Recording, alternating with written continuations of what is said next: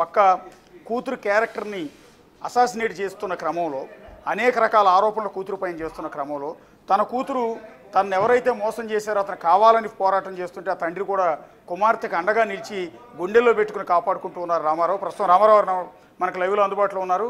రామారావు నమస్తే అండి. నమస్తే అండి. మీ చూస్తున్నామండి రోజు లావణ్య గారు చేస్తున్న ఫైట్ చూస్తూ ఉన్నాం, ఆవిడ పడుతున్న బాధ ఆవేదన అంతా కూడా చూస్తున్నాం. నిన్న ఆవిడ ఆత్మహత్యాయత్నం చేస్తానంటూ సమాచారం కూడా ఇచ్చినట్టుగా తెలుస్తోంది. మీకు అప్డేట్ ఉందా అదంతా? ఓకే, లేదండి, ఎర్లీ మార్నింగ్ లాయర్ గారు అడ్వకేట్ కళ్యాణ్ గారు చెబితే నాకు తెలిసిందండి.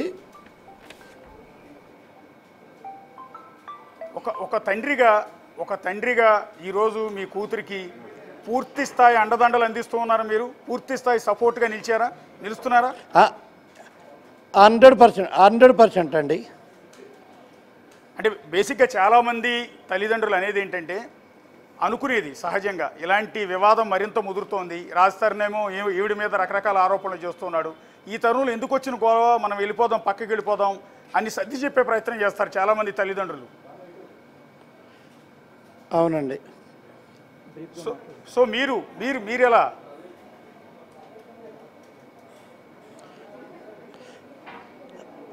మేము 100% మా పాపకు 100% మా పాప జెన్యూన్ అండి. అలాంటి బ్యాడ్ హ్యాబిట్స్ లేదు. మా పాప 100% కడిగిన ముత్యమేనండి. ఎప్పటికైనా కూడా అంతే, 100%గా. అంటే ఇంత వివాదం ముదిరిన తర్వాత లావణ్య నాకొద్దు అని రాజస్థాన్ చెప్తూ ఉన్నాడండి. ఈ సందర్భంలో ఇంకా రాజస్థాన్ ప్రకారం వద్దంటాడండి. అవునండి, 100% వాళ్ళిద్దరు కలవాలి, వాళ్ళిద్దరూ ఉండాలి నాకు, బస్ అంతే. అంటే రాజస్థాన్ వద్దంటూ ఉన్నాడు, ఎవరైనా కూడా ఇద్దరు కలపాలి. అవునండి, కలపాలి, తప్పేం లేదు. కానీ ఎవరైతే అశోక్ గారు ఒక్క నిమిషం ఏ లెక్క ప్రకారం వద్దంటాడండి? 14 సంవత్సరాలు సహజీవనం చేసి అంతా చేసి ప్రతి ఒక్కళ్ళకి తెలిసిపోయి ఇప్పుడు నాకు వద్దంటే ఒక ఆవుని, ఒక ఎద్దుని ఇన్ని రోజులు వాడుకొని బయట కట్టుకోళ్ళకి అమ్మినట్టు ఏ లెక్క ప్రకారం తను నాకు వద్దు అని అంటాడండి? తన భార్యని ఇన్ని 14 సంవత్సరాలు సహజీవనం చేసి ఇది ఎంతమందికి సమంజసం అండి? రామారావు, ఇక్కడ మీరు అన్న దాంట్లో ఒక చిన్న కాంట్రడిక్షన్ అశోక్ గారు వినపడుతుంది. జనానికి అర్థం కావటానికి ఒక ప్రశ్న అడుగుతూ ఉన్నాను. రాజస్థాన్కి ఆవిడ భార్య, లేకపోతే రాజస్థాన్ లావణ్య సహజీవనం మాత్రమే చేశారా? రెండింటికి వేరు చాలా తేడా ఉంది. లేదండి భార్యనే, 100% భార్యనే. అదే మీరు భార్య అంటున్నారు, మళ్ళీ సహజీవనం చేశారు 14 ఏళ్ళు అంటున్నారు. అందుకని జనాలకు అర్థం కావటానికి అడుగుతున్నా. లేదండి, సహజీవనం అంటే 14 సంవత్సరాలు కలిసి ఉన్నారండి, మేలు భార్యాభర్తలుగా కలిసి ఉన్నారు. అశోక్ గారు అంటే సార్, ఇవాళ రామారావు యాక్చువల్లీ ఏ తండ్రిని ఇలాంటి పరిస్థితుల్లో ఇలాంటి ప్రశ్నలు అడగకూడదు, మాకు కూడా ఇబ్బందిగా ఉంది. కానీ జనానికి తెలియటం కోసం మిమ్మల్ని అడుగుతూ ఉన్నా.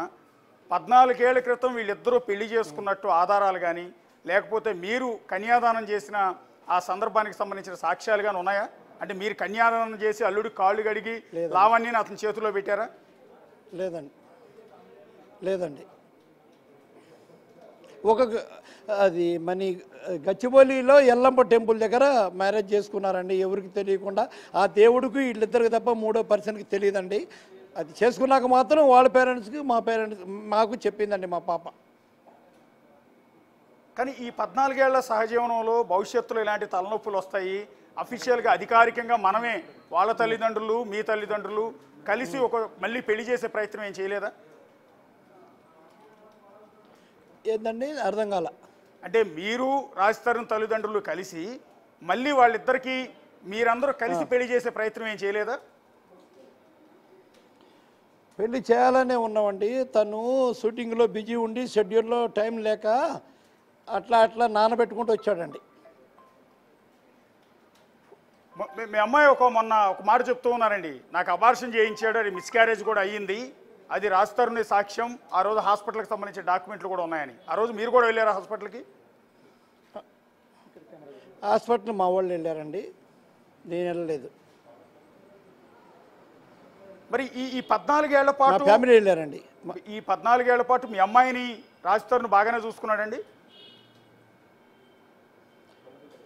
పర్వాలేదని చూసుకున్నాడండి. మేము కూడా హెల్ప్ చేస్తున్నాం కదండి, ఆర్థికంగా కానీ దేనికైనా కూడా వాళ్ళకి మేము కూడా వెనకాల నుండి హెల్పింగ్ చేస్తూనే ఉండమండి. ఇప్పుడు కాదు, 14 సంవత్సరాల నుంచి కూడా తను ఉయ్యాల జంపాల స్టోరీ స్టార్ట్ అండి తన కెరియరు. అప్పటి నుంచి కూడా ఇప్పుడు దాకా కూడా ఆర్థికంగా నేను కూడా రాజ్ తరుణ్ని వాళ్ళ కుటుంబానికి ఆర్థికంగా హెల్ప్ చేశానండి. మరి ఇంత బాగా చేసినప్పుడు, ఇంత బాగా చూసుకున్నప్పుడు ఈరోజు మీ అమ్మాయిని అతను ఎందుకు వద్దనుకుంటున్నాడు అనుకుంటున్నారు మీరు? అశోక్ గారు మీకు ఒకటి చెప్పనండి, ఇప్పుడు వాళ్ళిద్దరికీ కారణం కర్త కర్మ క్రియ. ఒక మల్వి మాల్హోత్రా అనే ఒక చీడ పురుగు ఎంటర్ అయింది గురువు గారు, అర్థమైందండి? ఓకే, వీళ్ళిద్దరి మధ్యలో ఇలా జరగని కారణము మల్వి మాల్హోత్రా ఓకే, ఒక చీడ పురుగులాగా తయారైందండి. వాళ్ళిద్దరినీ ఎడగొట్టని కారణం తనేనండి. అంటే చాలామంది అడుగుతున్న మాట రామారావు గారు, ఆ అమ్మాయి ఒక నార్త్ ఇండియన్, ఆ అమ్మాయి రేపు మోపు అవకాశాలు వస్తే బాలీవుడ్లో హీరోయిన్గా వెళ్ళిపోతుంది. అలాంటి అమ్మాయి వచ్చి ఈ రాజ్ తరుణ్ లాంటి వ్యక్తిని, ఇలాంటి హీరోని, అంటే ఒక విధంగా చెప్పాలంటే రాజ్ తరుణ్ ఏమి తెలుగులో టాప్ హీరో ఏం కాదు. సో ఏ ప్రభాసో, ఏ మహేష్ బాబు, ఏ వెంకటేష్ వీళ్ళ వెనకాల పడిందంటే అర్థం ఉంటుంది. సో ఇలాంటి హీరో వెనక ఆమె పడాల్సిన అవసరం ఏముంటుందని అది తనకి తెలియాలండి. ఆ అభిప్రాయం నేను ఎలా చెబుతానండి, తన అభిప్రాయం. సో ఇప్పుడు అల్టిమేట్గా నేను చెప్పలేను కదా అశోక్ గారు. ఎస్ సార్, ఇప్పుడు అల్టిమేట్గా మీ అమ్మాయి భవిష్యత్తు ఏంటండి?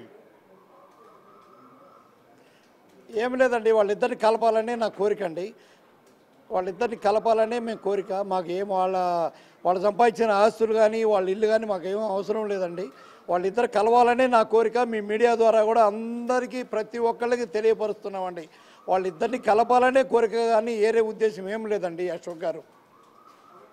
కానీ అతను వద్దంటున్నాడు కదా, నాకొద్దు, ఆవిడ ఎలా ఆల్రెడీ వద్దంటాడండి? ఏ లెక్క ప్రకారం